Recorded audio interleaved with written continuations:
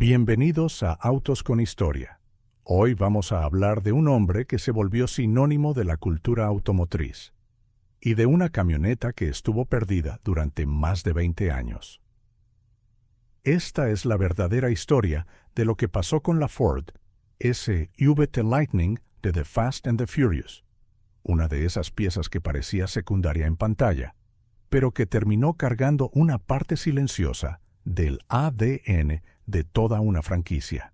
Si este tipo de historias te gustan, ayúdanos a seguir subiendo más contenido, así suscribiéndote al canal, porque aquí buscamos esos autos que el cine, la fama y el tiempo casi dejaron desaparecer. Ahora sí, volvamos al principio. Número 1. Paul William Walker IV. Nació el 12 de septiembre de 1973 en Glendale, California.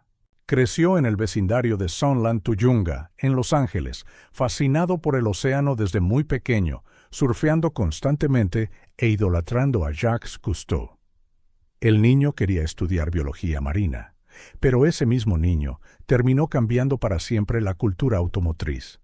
Su carrera comenzó frente a una cámara antes de que pudiera caminar bien, en un comercial de Pampers a los 2 años. Durante los años 80 y principios de los 90, fue apareciendo en televisión, consiguiendo papeles como invitado en Highway to Heaven, Who's the Boss? Y Charles in Charge. Después de llamar la atención en Pleasantville, junto a Reese Witherspoon, Varsity Blues y She's All That, lo convirtieron en un verdadero galán juvenil para 1999. Paul Walker estaba en todas partes. Portadas de revistas, alfombras rojas, el nuevo rostro de Hollywood. Y entonces, en 2001, entró a un set en Los Ángeles. Y nada volvió a ser igual. The Fast and the Furious eligió a Walker para interpretar a Brian O'Connor, un policía encubierto infiltrado en la escena clandestina de carreras callejeras. La película rendía homenaje a las películas de carretera de los años 70, llevó la cultura japonesa de autos importados al público masivo y recaudó más de $200 millones en todo el mundo, con un presupuesto de 38 millones. Nadie lo vio venir. Era una premisa de película de serie B y se convirtió en un fenómeno generacional. ¿Tú recuerdas la primera vez que viste a Brian O'Connor en pantalla o sentiste el impacto de Fast and Furious mucho después, cuando la saga ya se había vuelto enorme?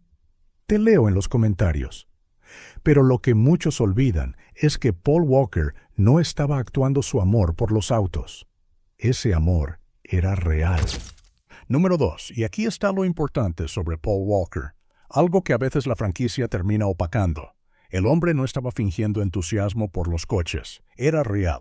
Walker era copropietario de un taller de alto rendimiento llamado Always Evolving en Valencia, California. Su colección personal incluía un Nissan Skyline R34 GTR, un Toyota Supra Mark IV, BMW M3 Lightweight y Porsches. No solo los coleccionaba, los manejaba de verdad y los exigía como autos hechos para correr. Mi favorito personal es su Boss 429 de 1970.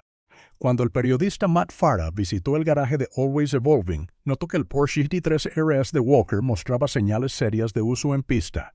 Golpes de piedras, rayones, desgaste real. No eran piezas de museo encerradas en una cochera. Este hombre conducía sus autos. En la subasta Barrett-Jackson de 2020, 21 vehículos de su colección personal se vendieron por más de $2.3 millones, con las ganancias destinadas a un fideicomiso para su hija Meadow. El lote estrella fue un BMW M3e 36 Lightweight de 1995, con solo 4,600 millas, que alcanzó $385,000. Craig Jackson, presidente y director ejecutivo de Barrett-Jackson, comparó a Walker con un Steve McQueen moderno, un hombre que vivía su pasión por las carreras en cada aspecto de su vida. Y Paul era más que autos. Walker fundó la organización humanitaria sin fines de lucro Reach Out Worldwide como respuesta al terremoto Haití de 2010. Participó en expediciones de marcaje de tiburones con National Geographic, pasando 11 días frente a la costa de México, capturando y marcando tiburones blancos para estudiar sus patrones migratorios. Era extraordinario de una forma silenciosa, en aspectos que casi nunca llegaban a los titulares. El 30 de noviembre de 2013, Walker iba como pasajero en un Porsche Carrera GT, conducido por su amigo Roger Rodas, cuando el coche se estrelló en Valencia, California. Tenía 40 años. Su hija Meadow tenía 15. Furious 7 seguía en producción. Sus hermanos Cody y Caleb entraron como dobles para completar esas pendientes. Y el final de la película, con Brian O'Connor alejándose hacia el blanco, se convirtió en uno de los tributos más conmovedores en la historia de Hollywood. ¿Tú crees que Paul Walker conectó tanto con los fans porque actuaba bien o porque realmente se sentía como alguien de la cultura automotriz? Quiero saber qué opinas en los comentarios. Y ahora sí, hablemos de las camionetas, porque su historia empieza como algo pequeño, casi invisible, pero termina siendo mucho más importante de lo que parece. Número 3. Universal Pictures estaba a punto de estrenar una película de carreras callejeras de bajo presupuesto que nadie esperaba que importara. Para que esos autos se sintieran reales, necesitaban vehículos funcionales que vivieran dentro del mundo de la historia, no solo las máquinas principales. El Supra, el Charger, el Eclipse, los vehículos de fondo, los coches cotidianos, los que pertenecerían a personas que de verdad trabajaban en motores para ganarse la vida. Ahí entró la Lightning. Ford proporcionó a la producción dos Ford SF-80 Lightning F-150 como vehículos promocionales prestados. Era una práctica estándar. Los fabricantes entregaban vehículos a cambio de tiempo en pantalla. Los recuperaban cuando terminaba el rodaje y seguían adelante, sin fanfarrias, sin manejo especial. Solo un acuerdo de flota entre un estudio y una automotriz. Pero estas no eran camionetas ordinarias, ni siquiera bajo los estándares de SVT. La Lightning de segunda generación llevaba un motor V8 supercargado de 5.4 litros, produciendo 380 caballos de fuerza y 450 libras-pie de torque, capaz de ir de 0 a 60 en 5.2 segundos en una pickup estadounidense de tamaño completo. Ford había tomado su plataforma de trabajo y la había convertido en algo genuinamente peligroso. Le puso una carrocería agresiva, suspensión baja y un sonido de supercargador que hacía voltear cabezas en cada esquina. Brian O'Connor no pudo haber conducido un vehículo más adecuado para transportar piezas, y eso fue exactamente para lo que se usaron en pantalla. Ambas camionetas aparecieron durante el primer acto de la película como vehículos de trabajo de Brian, mientras estaba empleado en Racers Edge Speed Shop. Están en las confrontaciones del estacionamiento, en la escena del arresto preparado, en los primeros momentos del personaje que establecen quién es Brian antes de que todo se salga de control. Pero su escena más importante, la que realmente importa para la trama, es el traslado de piezas al garaje de Dom Toretto. El Supra que Brian y Dom corren al final de la película. El coche que todos recuerdan. El coche que lanzó una franquicia que sigue viva hasta hoy. Esas piezas llegaron en la caja de una Lightning. Esas camionetas están dentro del ADN de todo el universo de Fast and Furious. Si tú hubieras visto una Ford Lightning roja como esa en la calle, sin saber su historia, ¿habrías imaginado que estaba conectada al origen de una de las franquicias más grandes del cine? Te leo en los comentarios.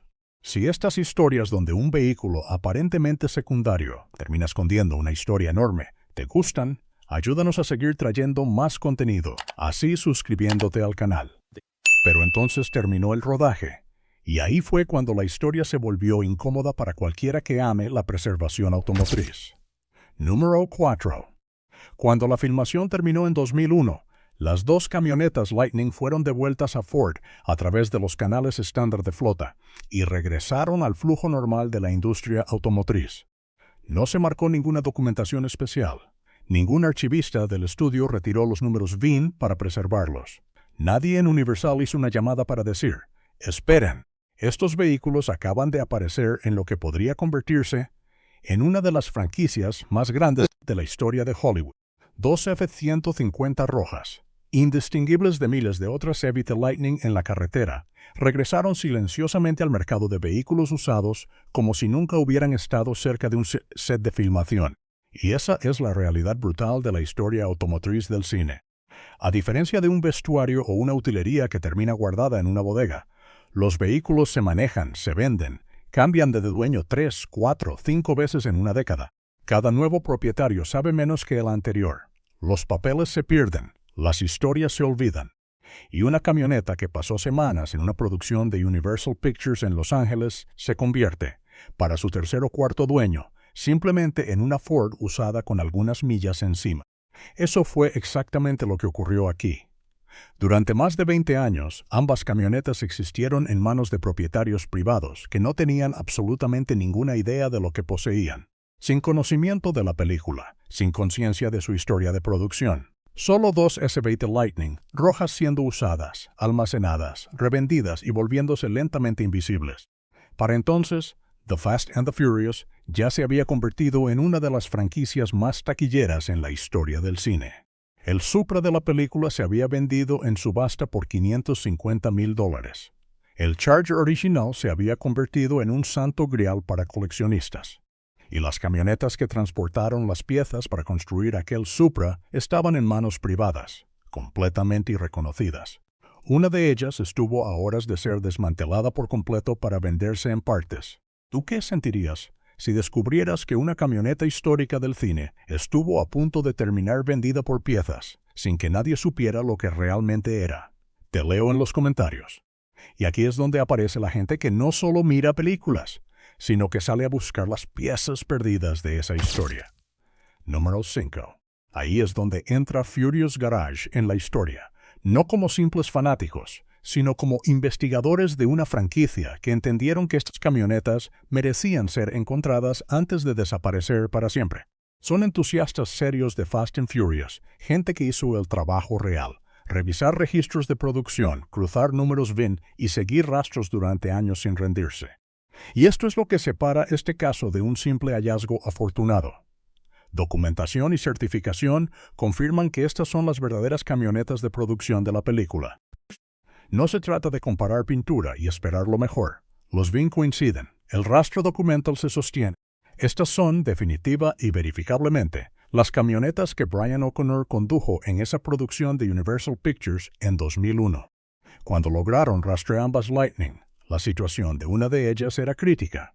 Según sus publicaciones, y parafraseando, una de estas camionetas estaba a punto de ser vendida por partes y fue salvada justo a tiempo. 2 décadas de anonimato, 2 décadas de manos comunes, de propietarios comunes, y aún así la identidad sobrevivió debajo de todo eso. Pero apenas piensa en eso por un segundo. La camioneta que cargó las piezas del Supra, la camioneta que apareció en casi todas las escenas de Razor's Edge en la película que lo empezó todo, estaba en algún lugar a punto de disolverse dentro del mercado de piezas usadas sin que nadie la estuviera observando. Habría desaparecido para siempre, no destruida en cámara, no en una escena espectacular, solo desmontada en silencio porque nadie sabía lo que era. Furious Garage llegó primero. ¿Tú restaurarías una camioneta así exactamente como apareció en pantalla? ¿O la dejarías con las marcas reales de todo lo que vivió después de la película? Te leo abajo. Pero hay un detalle que hace que esta historia duela un poco más, y es algo que la mayoría no sabe. Número 6. Paul Walker nunca fue dueño de esas camionetas. Fueron propiedad de Ford de principio a fin, vehículos prestados, unidades de producción devueltas al fabricante cuando las cámaras dejaron de grabar. Walker las condujo porque Brian O'Connor las conducía. Sus manos estuvieron en ese volante, su rostro está en esas escenas, pero nunca fueron suyas para conservarlas, y nunca fueron preservadas en su honor. Simplemente regresaron al sistema, como siempre ocurre con los retornos de flota. Por eso terminaron donde terminaron. No había un patrimonio protegiéndolas. No había un coleccionista que entendiera su valor. No había un custodio manteniendo limpia su cadena de propiedad. Solo 2 camionetas regresando al mundo sin nadie que las cuidara. Y si Furious Garage no hubiera estado buscando, si hubieran llegado un día tarde a esa segunda camioneta, una de ellas ya no existiría. Desde que salvaron el par, Furious Garage ha documentado parte del proceso. La restauración, la certificación y la historia completa detrás de estas camionetas. Y el detalle al que sigo regresando es este. Esas camionetas siguen transportando, siguen siendo usadas, siguen siendo vistas, siguen conectadas con la franquicia que las volvió importantes. Brian O'Connor las conducía porque era ese tipo de personaje, alguien que llegaba, cargaba la caja y hacía el trabajo, sin presumir. Solo amor por los autos y por la gente que lo rodeaba. Ese era Brian, y si sabías algo de Walker, también era él. Más de 20 años después, las camionetas de piezas de la primera película de Fast and Furious siguen en la carretera.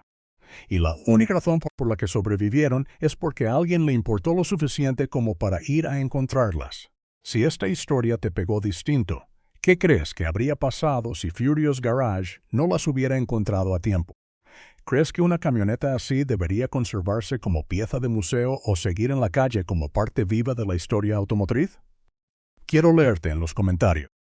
Y si te gustan estas historias donde un vehículo aparentemente secundario termina cargando una parte enorme de la cultura automotriz, suscríbete al canal para ayudarnos a seguir contando más relatos como este. Al final, esta no es solo la historia de dos camionetas rojas. Es la historia de cómo el cine puede convertir un vehículo de trabajo en una pieza de memoria colectiva sin que nadie se dé cuenta en el momento. Es la historia de cómo una pickup usada, de vuelta a una flota vendida y olvidada, puede pasar más de 20 años escondida a plena vista mientras el mundo entero celebra la película que la hizo importante.